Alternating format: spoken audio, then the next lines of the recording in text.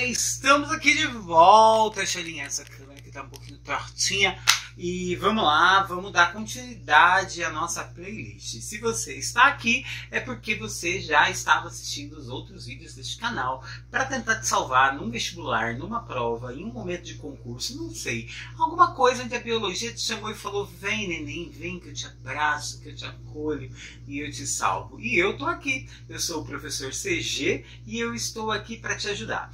Aqui estão todas as minhas redes sociais, o meu Instagram, o meu YouTube, meu canal do YouTube queridinho, e também deve estar um QR Code aí em algum lugar, ou aqui, eu acho que aqui embaixo, indicando para você como você faz para achar um drive com listas de exercícios, com mais indicações de vídeos, com materiais didáticos, enfim, todo esse PowerPoint que eu vou usar aqui, que eu já uso em outras aulas, estão todos disponíveis lá para você e aí você pode ter acesso às nossas informações. Bom, hoje eu vou dar continuidade. Na aula passada eu falei um pouquinho sobre as organelas de transporte e eu comecei a falar sobre síntese proteica. E aí, para a gente poder falar sobre síntese proteica, bem en passant, tá, galera? Tô pegando leve, esse assunto ele é bem mais profundo, ele é bem mais denso, mas aqui é aquela história. Tá em momento de desespero, tá assustado, não sabe por onde começar, é aqui que você começa. Se você entender essa parte, o resto a gente corre atrás. E eu vou te ajudar com o que está faltando, beleza? Bom, vamos lá. Na última aula eu estava falando sobre o processo de fabricação de proteínas. E eu fiz uma analogia que era a seguinte, olha só. Era essa aqui, esse foi o último slide que eu usei na nossa última apresentação, onde eu tenho uma célula, membrana, citoplasma, núcleo, e eu disse que aqui, nessa região aqui que a gente chama de núcleo, né, essa bolsinha que armazena o código genético principal da célula, nós vamos ter o DNA. O DNA tem escrito nele todas as receitas de como se faz todas as proteínas do corpo humano. Tá lá. Todas elas estão ali.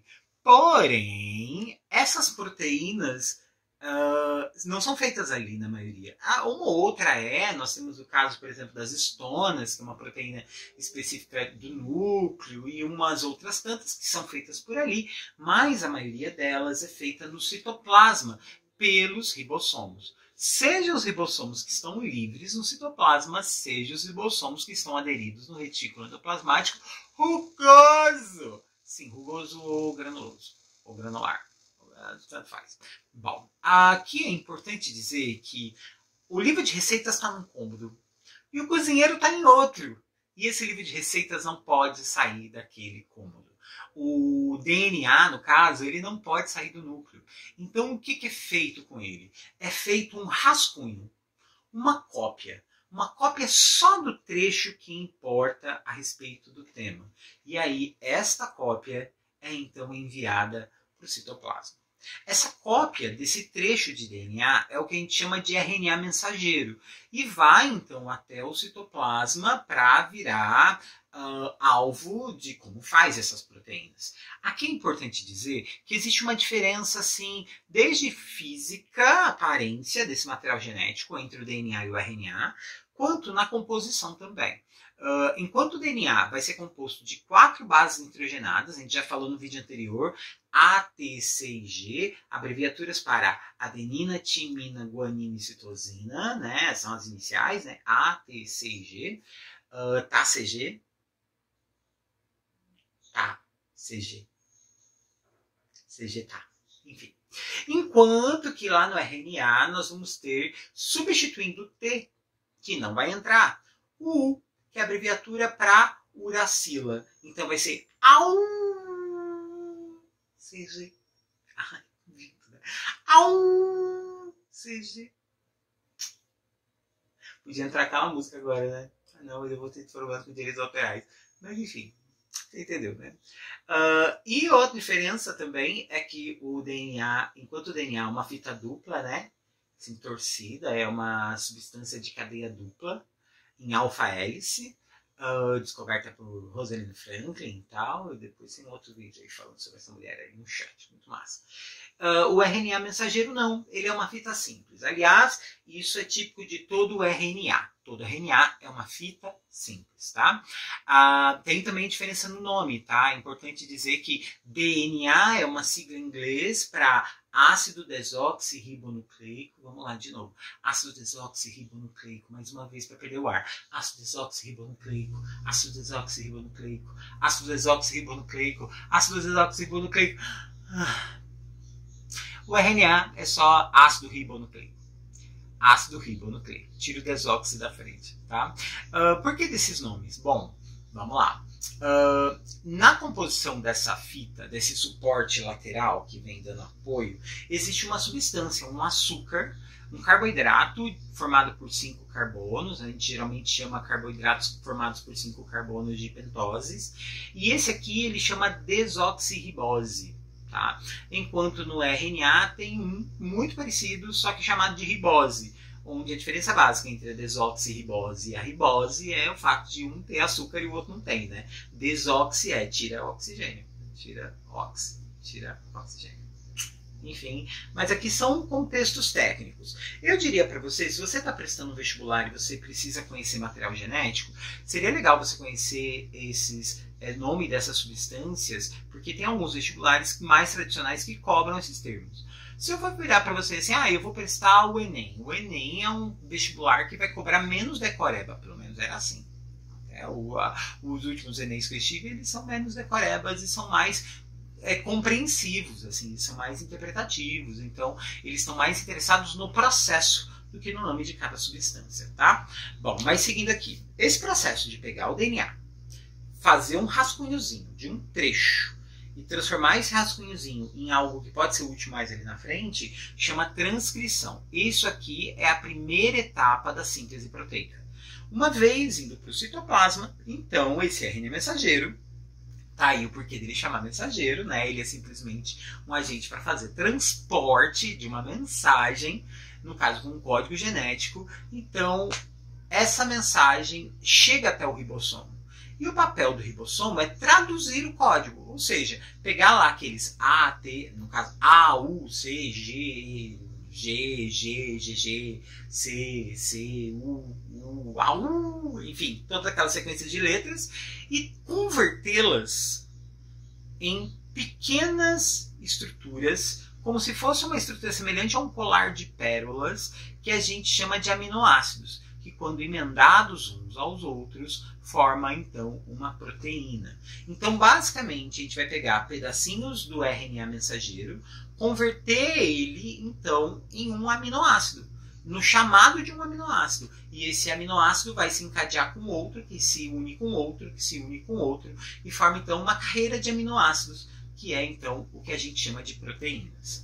O que significa que se alterar um pequeno trecho desse DNA, e esse DNA na hora de transcrever for errado também, ele pode gerar lá na frente um aminoácido escolhido errado. E isso converte então numa proteína diferente. Essa alteração genética que leva a uma produção de uma proteína errada, digamos assim, é o que a gente chama de mutação. E a gente vai ter aí dentro desse vídeo para poder falar um pouquinho mais. Vamos seguir aqui porque tem mais detalhes para a gente apresentar.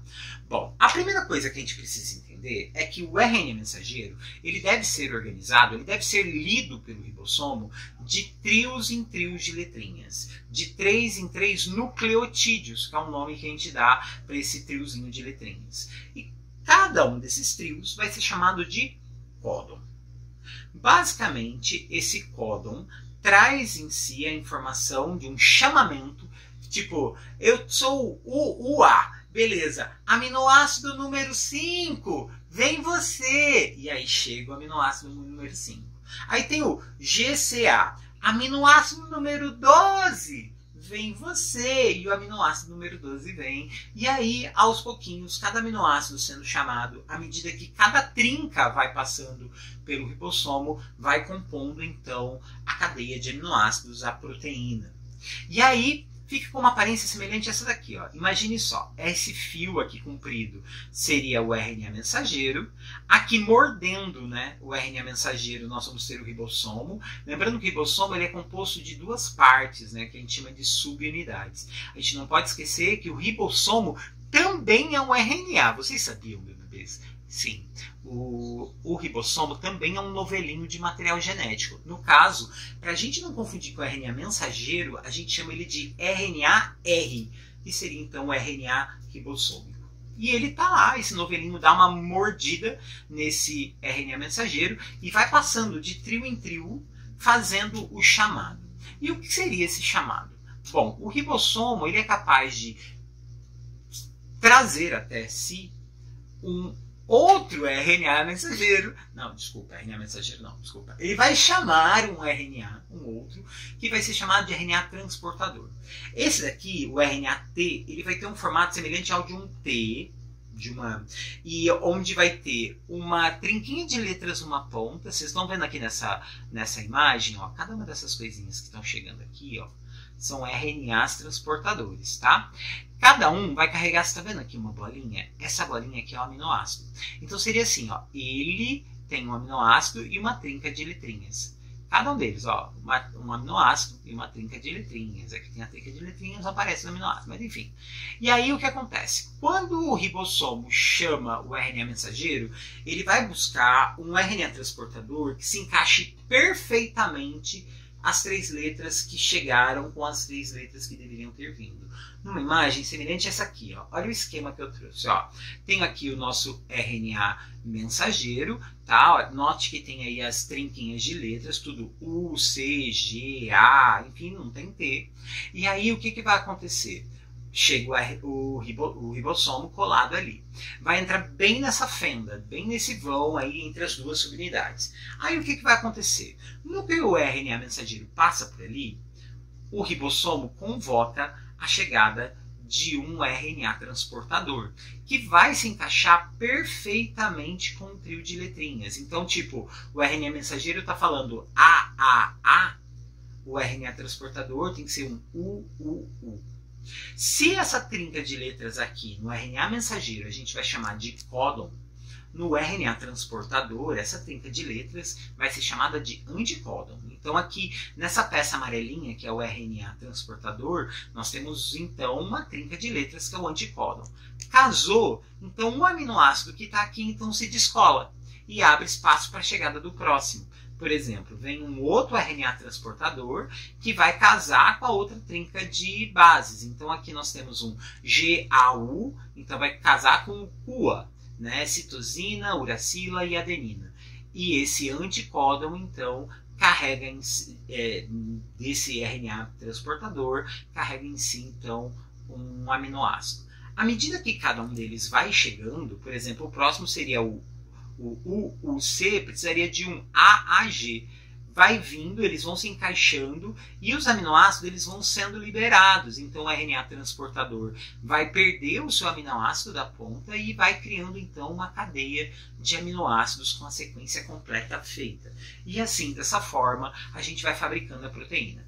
Essa etapa que eu acabei de mostrar é a tradução, onde um RNA mensageiro, com o chamamento dos RNAs transportadores, convoca os aminoácidos para fazer a cadeia das proteínas.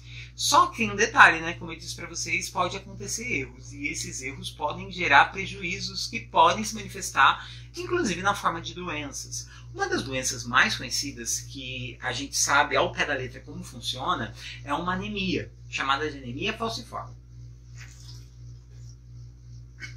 Ó, ASMR de água. Aliás, alguém está bebendo água? Bebam água, crianças. Isso faz bem para a saúde, ajuda o rim, ajuda a pele. Está tudo bem. E aqui nós temos um detalhe importante. A anemia é uma doença caracterizada por um problema nos glóbulos brancos, geralmente associados à hemoglobina, que é uma proteína que existe dentro dos glóbulos brancos. Não, desculpa, vermelhos. Isola, bebê. A anemia é um problema de saúde associado aos glóbulos vermelhos. E aí, o que acontece com a hemoglobina dentro dos glóbulos vermelhos? A hemoglobina é uma proteína que a célula precisa confeccionar. A hemoglobina é composta por 4 cadeias conectadas aqui, ó. Tem cadeias, 2 cadeias alfas, 2 cadeias betas, elas formam esse quartetinho. E bem no meio aqui entra o oxigênio. E é por isso que a hemoglobina existe. Ela é uma substância que carrega oxigênio. Se eu tiver uma alteração nessa proteína, o oxigênio já não vai conseguir ser carregado de forma eficiente. E tudo vai depender na forma como ela é feita. Bom, como seria? Vamos imaginar aqui uma sequência de DNA. Então nós temos aqui, ó, 2 fitinhas de DNA e elas se duplicam. Esse processo de duplicação de DNA é chamado de replicação. É basicamente abre a fita e preenche com nucleotídeos. E aí de repente surge um erro. Qual é o problema desse erro? Aqui nesse ponto, o erro é pequeno, provavelmente ele seria até consertado. A célula é dotada de substâncias que fazem a troca quando ocorrem erros pequenos assim. Mas se esse erro passar em branco, o que vai acontecer? Bom, você vai ter essa cadeia, quando se abrir para fazer uma nova cópia dela mesmo, ela vai gerar esse erro e passar esse erro adiante, criando um DNA com uma alteração genética. Enquanto nós geramos aqui 4 fitas, 3 saudáveis, gera uma com defeito. Essa com defeito, se for utilizada para a fabricação das proteínas, pode gerar um erro. Por quê? Como a gente sabe, o DNA é a base para fazer o RNA mensageiro. Se uma ou várias letras, nucleotídeos nesse DNA tiver uma falha, adivinha só, segue adiante o erro na página do livro de receitas. E aí você tem o quê? Bom, imagine só, tenho aqui uma sequência de um DNA saudável. Acredita-se que esse DNA, quando ele fosse, né, aqui tem os DNAs, eles vão ser copiados em RNA mensageiro e tal, vai passar pelo ribossomo, ele deveria gerar uma hemoglobina saudável com a seguinte sequência de aminoácidos. Aqui eu coloquei os nomes, são 22 aminoácidos que existem, tá, galera? E aqui eu coloquei o nome de alguns deles, a gente não precisa decorar isso, isso é um tipo de coisa que é para especialista, mas é importante a gente saber que eles existem. Então, cada trio desse gera aí essa sequência de aminoácidos, que vão compor aqui, no caso, a cadeia beta da hemoglobina. Hemoglobina A, porque a gente chama de hemoglobina seriada saudável, né? E aí, num determinado trecho, num determinado trio de nucleotídeos do DNA, vai haver um erro. Esse erro acaba reverberando, né, possibilitando o erro de acontecer mais adiante, gerando uma proteína com um aminoácido errado. Uma única letrinha trocada faz com que a proteína inteira se modifique. Isso faz com que literalmente a hemoglobina, que tem aquele formato de novelinho, né, que a gente está vendo aqui, essa estrutura dobradinha e tal, para caber o oxigênio ali encaixadinho, mude a sua forma e gere a hemoglobina que a gente chama de hemoglobina S, que essa é diciclêmica, porque a anemia falciforme também é chamada de ciclemia. E aí o que acontece com a pessoa portadora desse tipo de hemoglobina com esse erro tão pequeno? Vai desenvolver a tal anemia falciforme. Consequência? Bom, a pessoa portadora dessa anemia vai ter seus glóbulos vermelhos, as suas hemácias, carregando menos oxigênio. E com isso a pessoa vai se sentir sempre fraca, prostrada, pálida, vai comer alimentos ricos em ferro e não melhora, e aí ela vai precisar de tempos em tempos de bolsas de sangue para devolver para o corpo dela um grupo de hemácias, né, de glóbulos vermelhos saudáveis. Um detalhe interessante é o diagnóstico, como é feito, né? A gente descobre que a pessoa tem anemia falciforme por causa na hora de fazer a lâmina de microscópio. Qualquer lâmina, a gente pinga ali uma gotinha de sangue, bota uma lamínula por cima e aí você olha lá, você vai ver células arredondadinhas, né? O glóbulo vermelho, ele tem essa aparência, né? Que parece um botão de camisa, achatadinho e tal. Na anemia ciclêmica, né? Na anemia falciforme, se você pegar a lâmina e lacrar as laterais dela para não ter mais oxigênio ali naquele vão, e isso é feito no laboratório com, por exemplo, um pincelzinho de base de unha. A gente cola a lâmina e a lamínula com uma amostra de sangue ali dentro. À medida que o oxigênio acaba, os glóbulos vermelhos eles se encurvam e aí eles viram essa meia-lua, que forma o formato de foice, da onde vem o termo falciforme. Então, anemia falciforme é isso. tá? Bom, a gente ainda vai voltar falando dessa anemia e de outros tantos assuntos e de síntese proteica, de outros tantos temas em próximas aulas. Eu espero que vocês tenham gostado. Hoje a aula foi um pouco mais complexa, um pouco mais robusta, mas eu espero que vocês tenham curtido. Eu fico por aqui. Eu sou CG, sou biólogo, sou botânico e estou aqui para te ajudar e espero que você me ajude também. Curta, comente, compartilhe, espalhe essa semente e faz com que esse canal fique conhecido. Afinal de contas, eu tenho certeza que eu tenho para dizer pode te ajudar. Um beijão, fique com Deus, com Darwin, com Shiva, com o que você acredita. Boa sorte. Tchau.